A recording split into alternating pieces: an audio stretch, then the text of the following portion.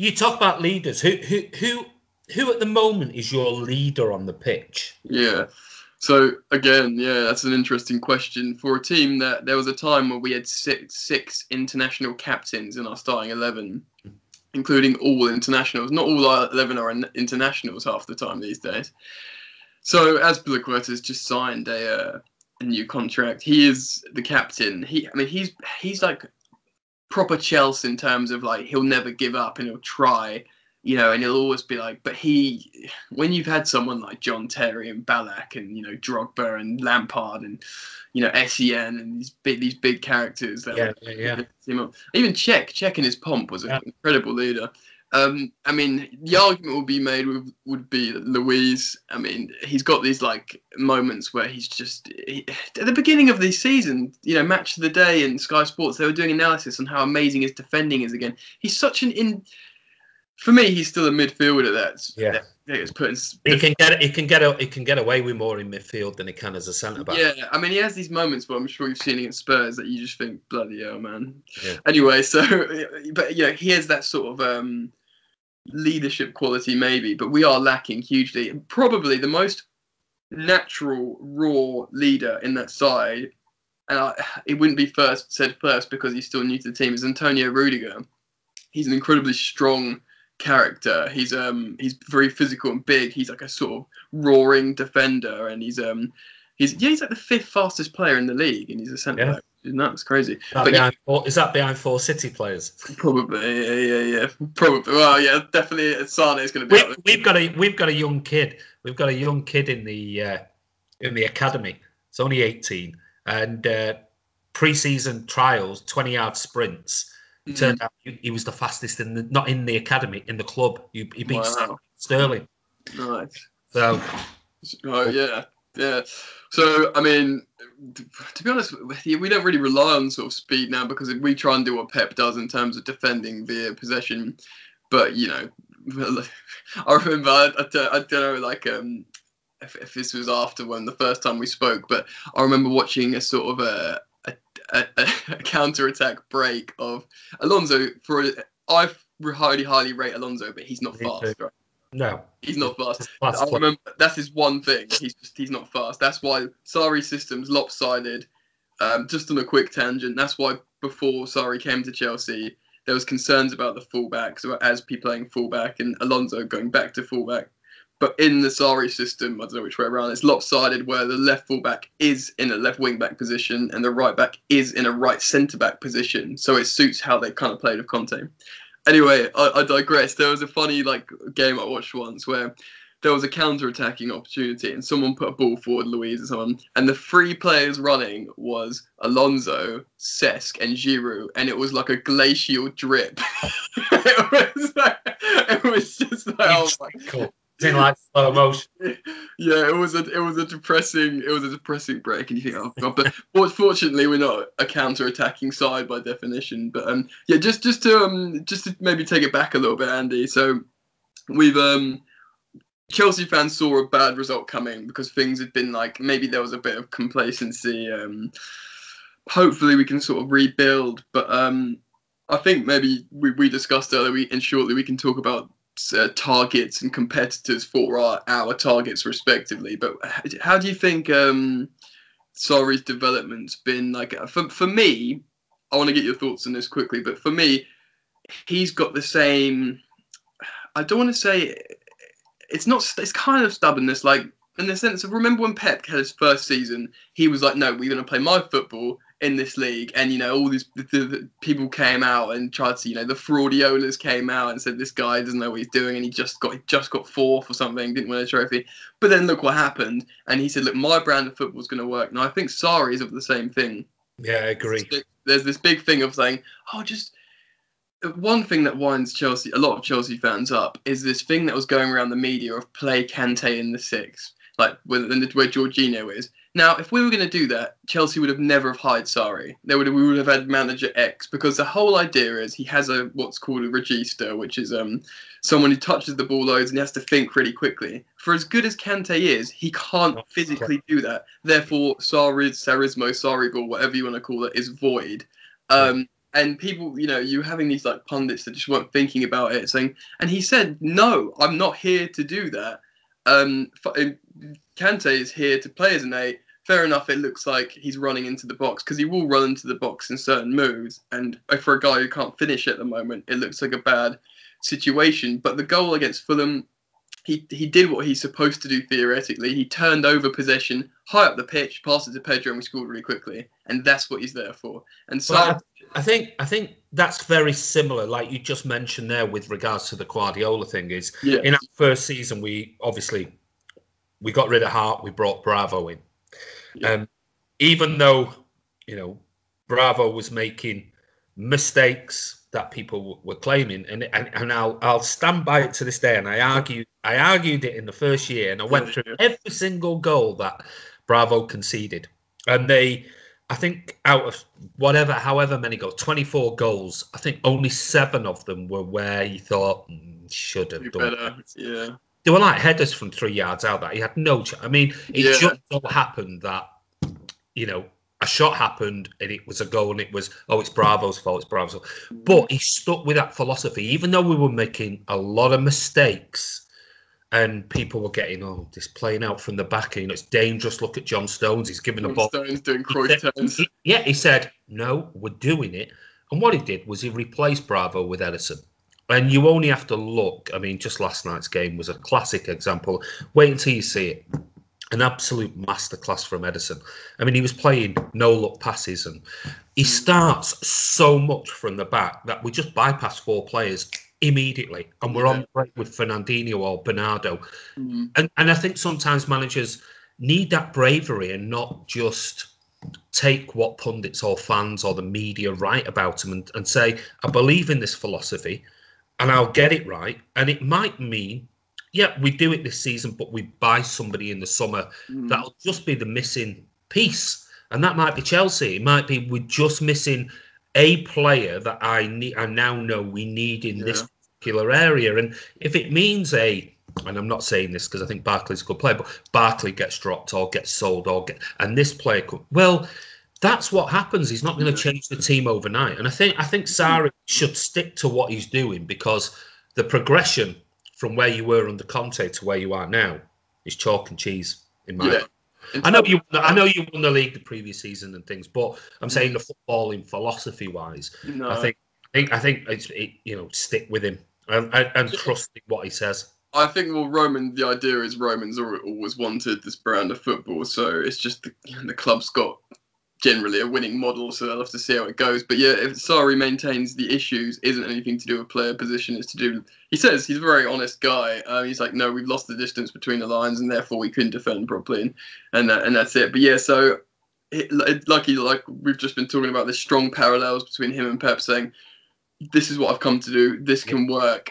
People say, you need to flexibility. The thing is with City is so good now and so versed in their style of football, they don't need to compromise. Whereas it's easy to look at Chelsea and think maybe you should have a plan B or compromise or something. But I mean, it's commendable for Sarri to be like, nope, we're going to drill this until we get it right. And he said he wants his team to be the best in Europe. He's not, he's got a plan. So we'll have to see. We'll have to see with that. But with our chat, just briefly, quickly before we move on, just. At the beginning of the season, we did the chat together on the Community Shield. Yes. And obviously, Sarri had come in. And we spoke about Ross Barkley. We spoke about Jorginho and Kovacic. How those three, forget Sarri, we just spoke about Sarri, but what are your thoughts on Jorginho, Kovacic, and Barkley this season? Oh, okay, Barkley. Okay, well, we didn't. I don't think we chatted about Kappa, but about those players in particular. Okay, so Jorginho is the player that makes it work. Without it, if we couldn't sign Jorginho, then we wouldn't have got Sarri as a manager. He could have. Cesc is like a in his later years, he's like a B-Tech Jorginho. He's actually got some better passes because he's a very cultured player. Cesc, he's some stuff you don't lose. He is like a World Cup winner, Prem winner. This, that, and the other. But so we saw Jorginho get rattled by Spurs because for the first time in the season, well, obviously there was a charity shield against you guys, but that was sort of, you know, he'd had a couple of weeks with the team and no one knew what was going on. But this the first time he didn't have it all his own way, and that's because they put Dele Alli on him and they put a few men on him, and you know, there's a little bit of that at Everton as well. But again, Sarri would maintain that's a systematic failure. That's not you know, a technical flaw in the side. He's got a lot of passes. There's a lot of sideways passes, but if you look at his percentage of forward passes, it's the majority. He's got a few assists and he's lofted a few nice balls. So he's probably been our player of the season in terms of how the team's playing. So Jorginho's been great, and you know, I don't know how long he signed for, but as long as Sarri's there, I mean, if Sarri goes, Jorginho might go. It's literally like that. They go together. Yeah. If we got another coach in, he'd probably be like, "Oh, okay, I want to play a 4-2-3-1, or I want to play whatever." You know, it wouldn't work all of a sudden. Jorginho would go. So, in terms of his performance, it's been immaculate because of the system. He's not a goal scorer, but he's not there to score goals. Interestingly enough, he does play a bit further up for Italy and does get the odd goal. But again, even we'd play different players there, I think. So he's been great. There's not much to say about him because he's so functional. It's not like amazingly inspired, but he's just so important functionally. So that would be my take on Jorginho. Kovacic looks. Again, he's not a goal. The thing is, with the midfield three of Jorginho, Kovacic, and Kante, it's such an obscure phenomenon because you've got such a cultured and world-class midfield three that just offer absolutely nothing in scoring goals. It's like, I don't think that's ever happened before. But yeah, Kovacic, I think at Inter Milan he scored 10 goals in a season. But he went to, you know, I think he's seen as the successor to Modric at Real Madrid because of how he is on the ball. He looks a lot like Eden Hazard, which is weird because they move the same. He's a dribbler. He can do the interplay and he can dribble. But again, at the moment, he looks hopeless in front of goal. So whether we're going to sign him, it depends what money Real Madrid want. But the emergence of, say, Barkley and I think probably more importantly Loftus-Cheek now finally would be more of a sort of prevalent issue in it because Barkley, in 3 games he got 3 goals and 3 assists, and they weren't even 3 starts. You know, one of them was that equaliser against United, which was great fun. And he, like, I think I don't know if we discussed this, but Barkley didn't go to the World Cup and he hadn't been playing for Everton for a while. No, Chelsea, excuse me, under Conte. Conte didn't know who the hell Barkley was. It was when it was all going tits up with him in Chelsea and they gave him Barkley. He's like, I've never heard of this guy. You know what I mean? But he studied Sarri's Napoli and he knew how that number 8 player played, and Sarri really appreciated that. He looked really good.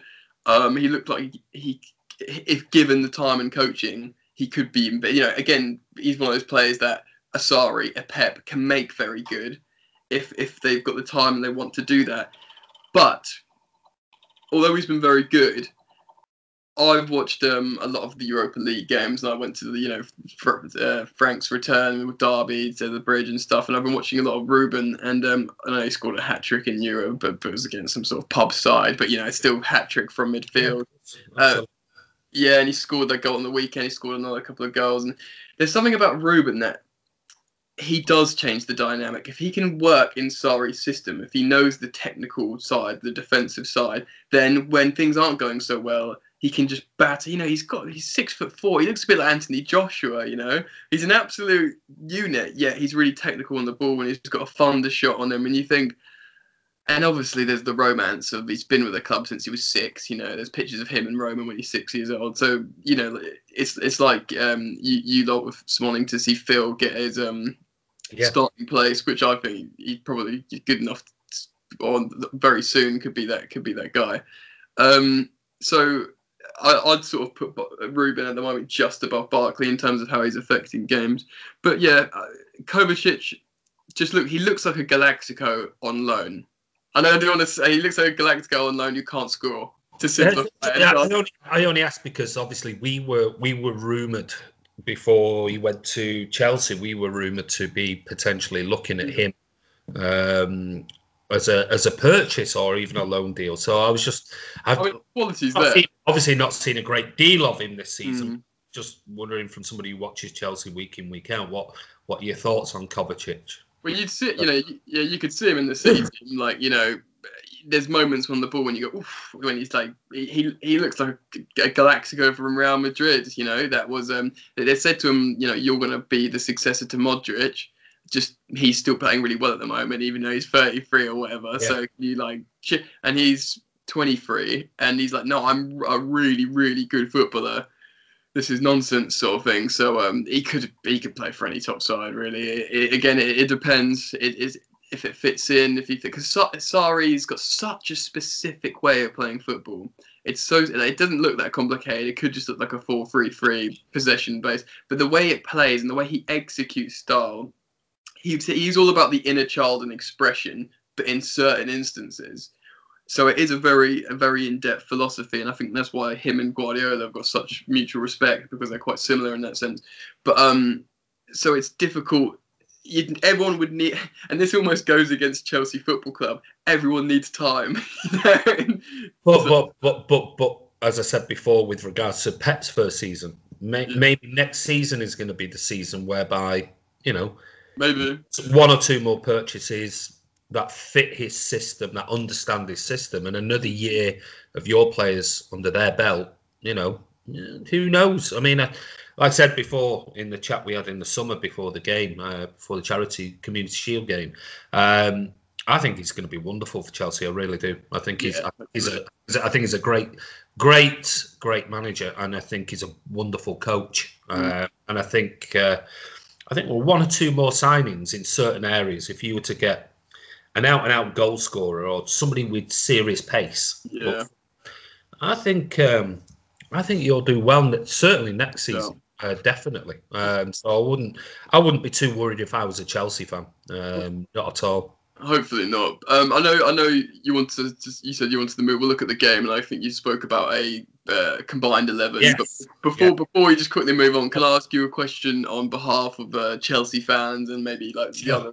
So there is a sort of thing about Pep. I think he's, like I said, I do think he's the best, and I think as long as he's at City, you guys aren't going to drop off. There may be raising challenges and stuff, but he's never looked like he's stayed at clubs for too long. Pep, he looks like, and he was very smart, I think, to take that sabbatical after Bayern, and obviously was, even if he didn't hit the ground running in England, generally it's probably just what the doctor ordered. Where I think Jose is a great manager, and for what he's done and all, no one can question his achievements in all these clubs that he's done amazing things at.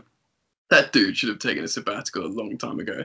When we sacked him, he should have just said, I'm out of football for 3 years and I'll think about getting a job afterwards. But so Pep's very, very smart to do that, and he's so intense. He's so intense and passionate, which is probably a huge driving force in Pep's gargantuan success.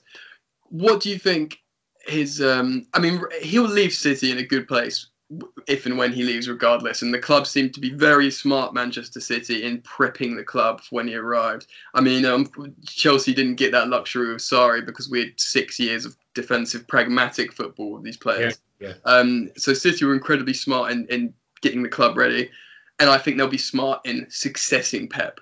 I think they'll be smart with that. But do you see Pep staying for an addition? When's his contract run out, firstly? I think it was 2021. He signed an additional contract, so he's got another year on top of what he originally signed. So we've got him for another 3 seasons, basically. Okay.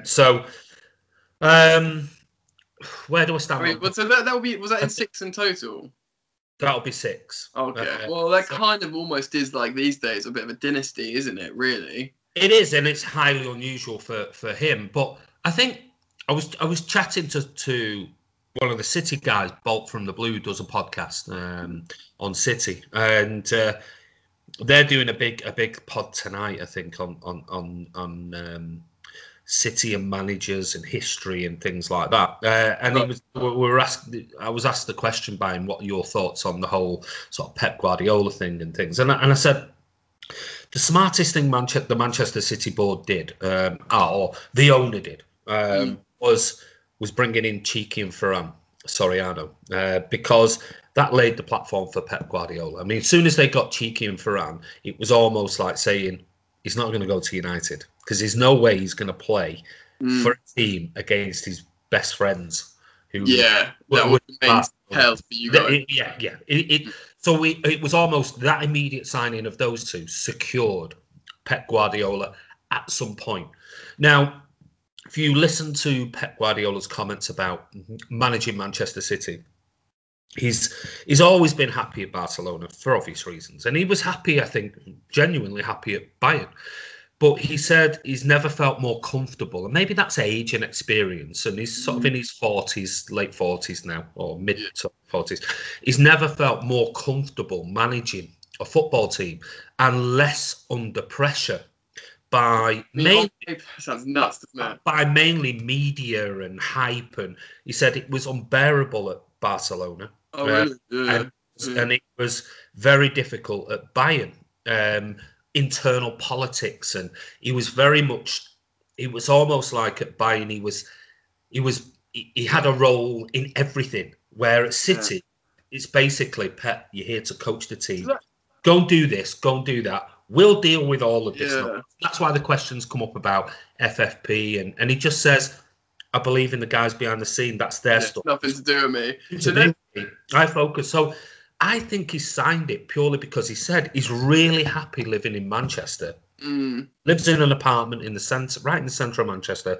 Goes out every night. And he doesn't get mobbed. He doesn't get. He's opened his restaurant that he's got a share of in Manchester, and he just feels same comments as what Aguero. Why Aguero's buying this a big apartment in Manchester is the fact that he says, when I was in Atletico, when I was in Argentina, I get mobbed all Manchester. I can walk around. I can go to restaurants. I can be with my friends. Nobody is rude to me. You know, they might come up at the end of a meal and say, "Please, would you mind if I have a selfie?" He said in Argentina, they just shove cameras in my face, and I like Manchester because it's understated, it's quiet, and I can basically go about my business. So I think Pep's really happy. Yeah. Family seems to be really happy here. So I think that plays a big part. Whether he'll sign any longer, I've no idea. I think it depends on what happens in the Champions League.